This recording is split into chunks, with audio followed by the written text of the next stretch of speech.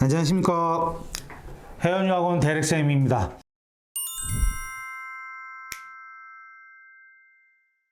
오늘은 지난 시간에 이어서 싱가포르 국립대학교 계열인 싱가포르 경영대학교의 2021년도 모집 요강을 분석하면서 앞으로 2022학년도 입시를 어떻게 대처해야 할지 알아보도록 하겠습니다. 우선 개요부터 말씀을 드리면 싱가포르 경영대학교인 SMU의 경우 2000년 7월에 싱가포르 시내인 오차드에 설립이 되었습니다. 그 당시엔 그렇게 유명한 학교는 아니었습니다. 한 17, 8년이 넘어오면서 20년 정도 넘어오면서 상당히 유명한 학교가 됐고, 싱가포르에서는 누구나 가고 싶어하는 대학교라 보시면 됩니다. 좀 더 세밀하게 말씀드리면 원래는 싱가포르 사립대학교 재단 중에 하나였는데 싱가포르 결정에 따라서 세 번째의 싱가포르 국립대학교 계열로 편입됐다 보시면 됩니다. 현재 한 10,000명 정도의 학부 및 대학원생이 재학 중에 있고, 학부 학생들은 6개 전공으로 들어가실 수 있습니다. 여기 보이시죠? 이쪽에 보이시나요? 6개 전공을 선택해서 입학하실 수 있습니다. 아무래도 경영대학이다 보니까 어카운턴시가 상당히 높은 편이고요. 그 다음 비즈니스 머트가 높은 편이고,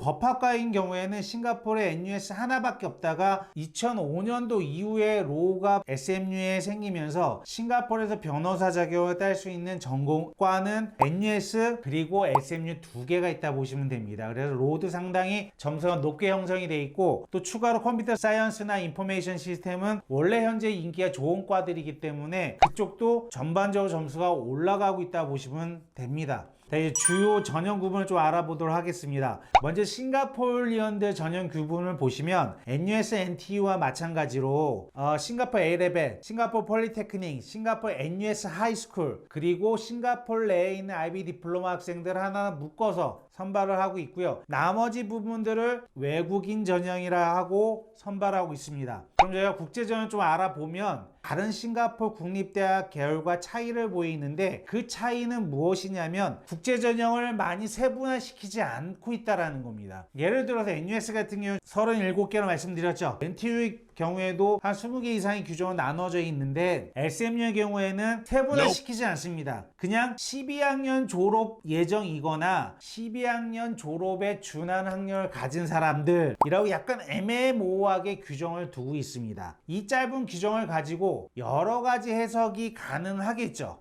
실제로 SMU의 경우 약간 애매모호한 학생들인 경우에도 지원을 유도하는 개념인 것 같습니다. 적어도 입학 요강만 보면 그렇다는 것이죠. 구체적인 전형 중에서 IB 디플로마 전형 먼저 알아보시면 다른 대학, 다른 싱가포르 국립대학교와 마찬가지입니다. 즉 11월 시험자인 경우에 1월에 점수를 받기 때문에 3월 말서부터 빠르면 합격자 발표를 해주고 있고요. 5월 시험자인 경우에는 결과 발표가 나온 7월 달서부터 결과를 발표해주고 있는 게 NUS, NTU라고 한다면 SMU는 조금 다릅니다. 프리딕 스코어를 제출하는 경우에 불합격을 발표해 줬습니다. 합격을 발표하지 않고요. 불합격인 경우에는 감사하게도 발표를 해줘서 그 학생들이 다른 걸 대처할 수 있게끔 준비를 하고 있다고 보시면 됩니다. 대신에 프리딕 그레이드를 지원하는 친구들인 경우에는 반드시 기억하셔야 되는 게 3월 말까지 선생님 또는 카운셀러 선생님이 업로드를 하셔야 된다는 거, 학생이 업로드하면 안 된다는 거 잊지 마시기 바랍니다. 그리고 법학과를 지원하는 학생들인 경우에는 잉글리시 A를 선택해야 됩니다. B 선택하시면 안 된다는 거, 그거 하나 기억해 두시면 될 것 같습니다. 다음으로 A레벨 규정을 한번 알아보도록 하겠습니다. 인터내셔널 A레벨인 경우에는 따로 규정되어 있지가 않아요. NUS, NTU와 좀 다르게 좀 더 애매하죠. 뭐 원밴드로 제출해라 뭐 이래란 내용이 전혀 없습니다. 대신에 어떤 규정이 있냐면, 너가 졸업시험이거나 공인시험을 보는 경우에는 반드시 1월에서 5월 4일까지 보는 것만 우리가 인정을 해줍니다 라고 나와 있습니다. 벌써 A레벨을 준비하는 학생들은 감이 오시죠? 어떤 감이냐면 A레벨 시험을 보는 경우에는 A2 성적이 6월 중순에 나오기 때문에 A2 성적 액츄얼 그레이드는 입학사정에 포함시키지 않겠다라고 얘기를 하는 거예요. 그렇다고 너가 제출하지 말라는 입학원서 제출을 하지 말라는 규정 또한 없습니다. 그래서 A레벨을 제출하는 친구인 경우에는 지원을 하시되 IGCSE AS 성적까지 그리고 A2 성적의 프리디 그레이드만을 가지고 평가를 하게 됩니다. 그렇게 되면 내가 SAT를 추가로 제출하거나 IELTS나 토플 고득점을 제출하시는 게 좀 더 합격할 수 있는 확률이 올라가겠죠. 다음으로 아메리칸 하이스쿨 디플로마에 대해서 알아보도록 하겠습니다. 미국 고등학교 졸업하는 경우에도 딱히 다른 규정이 없습니다. 그냥 미국 고등학교 졸업하는 학생들인 경우에는 지원을 하셔라 라고 나와 있습니다. 그럼 문제가 되는 규정이 또 뭐가 있냐면 미국 고등학교 중에 GED, 미국 GED를 준비하는 친구들이 여기에 해당되는지 여부가 약간 애매모호하게 아예 나와 있지가 않습니다. 그런 경우에 어떻게 해석을 해야 되냐면 미국 대학교인 경우에서도 미국 GED를 한 98% 정도 대학들이 다 인정을 해주기 때문에 대릭쌤 생각으로는 충분히 미국 GED도 받아줄 것 같다 라고 판단할 수 있을 것 같습니다. 미국 GED에 관해서는 따로 영상 하나 만들어서 자세하게 좀 설명드리도록 하겠습니다. 다음,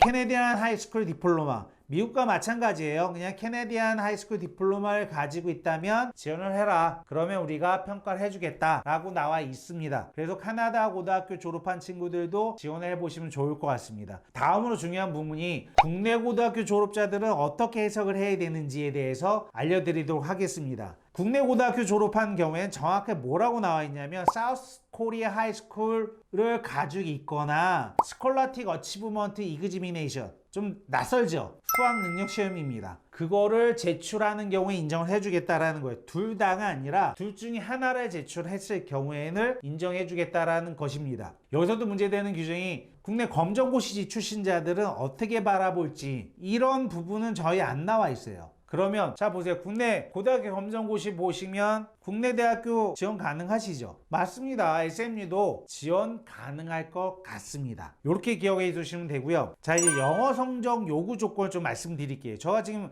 앞에 규정을 쭉 말씀드리면서 뭐 SAT 제출해라, 토플 제출해라, AP 전혀 말씀을 안 드렸잖아요. 맞아요. SMU인 경우에는 NUS, NTU와 다르게 영어 성적 요구 조건만 나와 있습니다. 이 사진에 딱 나와 있습니다. 즉 IB 디플로마 학생을 제외하고는 여기에 나와 있는 성적을 적어도 하나 정도는 제출하라고 나와 있습니다. 자, 그럼 여기서 판단을 잘 하셔야 돼요. 실제로 저희 학생이 지원을 했는데 국내 고등학교 졸업한 졸업 성적표와 토플 115점 제출했지만 떨어졌습니다. SMU 같은 경우는 국내 고등학교 졸업한 친구들이 제출했을 경우에 SAT, 서브젝트, AP 이런 스펙을 가지고 있는 친구들이 합격할 확률이 더 올라가는 거지, 애매모호하게 나와 있는 저 영어 점수 90점 이상 하나 맞았다 또는 IELTS 7.0 맞았다 지원한다고 결과가 좋을 순 없겠죠. 그거 한번 감안하시고 지원하시기 바랍니다. 이제 자소서 사항을 좀 안내를 해드릴게요. SMU의 경우 기본적으로 퍼스널 스테이트먼트를 350자 이내로 제출하게끔 되어 있습니다. 그 350자 제출한 내용에는 너희가 어떤 활동을 했든 어떤 봉사활동을 했든 어떤 일을 했건 거기에 관련된 내용을 350자 이내로 정리해서 제출하게끔 합니다. 그게 기본적인 메인 퍼스널 스테이트먼트가 들어가는 거고요. 추가로 들어가는 게 액티비티 어치브먼트 5개까지 집어넣을 수 있고요. 그리고 워크 익스페리언스를 5개까지 입력하실 수 있습니다. 이게 다른 NUS, NTU와 또 다른 내용이라고 할 수 있고요. 인터뷰 사항을 안내해 드릴게요. SMU 같은 경우에 인터뷰가 상당히 중요합니다. 원래는 비즈니스 매니지먼트라는 비즈니스 계열, 그리고 어카운턴시, 로 세 과에서만 인터뷰를 진행을 하고 있다가 코로나 이후부터는 모든 전공에 대해서 인터뷰를 진행하고 있습니다. 실례로 저희 작년에 지원한 학생 중에 하나가 약간 샤이한 학생이 있었어요. 그 친구 중에 NUS 비즈니스 들어가 있는 상태인데 안타깝게도 SMU는 떨어졌습니다. 뭘 의미할까요? 이 친구 NUS에 합격할 정도라고 한다면 기본적인 스펙은 아주 뛰어난 학생이었습니다. 대신에 인터뷰 상황에서 거의 말을 안 했다고 하더라고요. 그냥 입담은 있었대요. 물어보는 것만 대답하고. 그랬더니 떨어뜨렸다라는 거예요. 반대인 경우 케이스는 많습니다. 올해인 경우에도 적극적으로 인터뷰에 참여한 학생일수록 합격할 확률이 올라간다라는 거. 그만큼 인터뷰가 중요합니다. 그래서 저희 같은 경우는 어쨌든 인터뷰 요청이 왔을 때 아이들을 대처할 수 있게끔 예상 문제라든지 기존에 나왔던 기출문제, 물론 거기서 안 나옵니다. 안 나오지만 그래도 어떤 형식으로 제출을 해야 되는지 이런 블라블라 내용들을 안내를 하고 있습니다. 자, 이렇게 인터뷰는 정리하면 좋을 것 같고요. 특이사항은 조금 말씀을 드리면 SMU의 경우 NUS랑 NT와 좀 다른 부분은 소프트 팩트 요소를 좀 더 많이 가미하고 평가를 한다라는 거예요. 그걸 어떻게 할 수 있냐면 인터뷰를 통해서 한 번 더 소팅을 하겠다라는 의지를 보일 수가 있기 때문에 말씀드릴 수 있습니다. 정확하게 말씀드린 게 NUS, NTU와 다르다라는 거예요. 물론 홍콩 쪽 대학, 미국 쪽 대학, 영국 쪽 대학 또 다르다고 보시면 됩니다. 그 평가 방법을 좀 정리를 해드리면 입학 요강을 보면 다른 싱가포르 국립대학 계열보다는 아주 대략적인 규정만 들어가 있는 걸 알 수 있습니다. 학력 평가의 요소에 있어서도 꼭 AP를 제출해라, 꼭 SAT 제출해라 이런 규정 없어요. 그냥 너가 뭐 SAT나 ACT나 IELTS나 토플 있으면 제출하라고만 나와 있습니다. 그거를 고지식하게 그대로 믿으시면 안 된다라는 거예요. 왜냐하면 SMU에 지원하고 합격을 받는 학생들이 대부분 싱가포르에서 NUS나 NTU에 지원했거나 홍콩 쪽 아니면 영국 쪽 미국 쪽 대학을 지원한 학생들이에요. 그럼 그 학생들 그냥 지원했을까요? 당연히 SAT 있으면 SAT 제출했겠죠. 토플 있으면 토플 고득점 제출했겠죠. AP 있으면 AP 제출했겠죠. 물론 SMU에서는 그거를 유시 계열처럼 우린 브라인드 처리합니다, 제출하지 마십시오 하는 규정은 없죠. 그러니 위에서 그런 학생들이 차곡차곡 쌓이다 보니 그런 학생들 위주로 선발하는 것처럼 보입니다. 실제로 이렇게 선발이 되고 있고요. 마지막으로 대릭센 코멘트를 좀 달까 합니다. SMU 입학 기준을 살펴보고 저 오랫동안 진학 컨설팅을 진행해 본 결과 SMU 원서를 한마디로 표현을 하자면 다양성을 가진 인재 선발이라고 보셔도 될 것 같습니다. 우선 입학 원서를 보면 일정한 자격 요건을 가진 학생이라면 누구나 지원할 수 있게 문호를 개방한 상태이고요. 그렇다고 좀 전에 말씀드린 대로 토플 90점 이상 제출한다고 좋은 결과 얻기에는 쉽지는 않을 겁니다. 실제로 저희가 합격하는 학생들 면면을 보면 앞에서 말씀드린 것처럼 GPA, SAT, AP,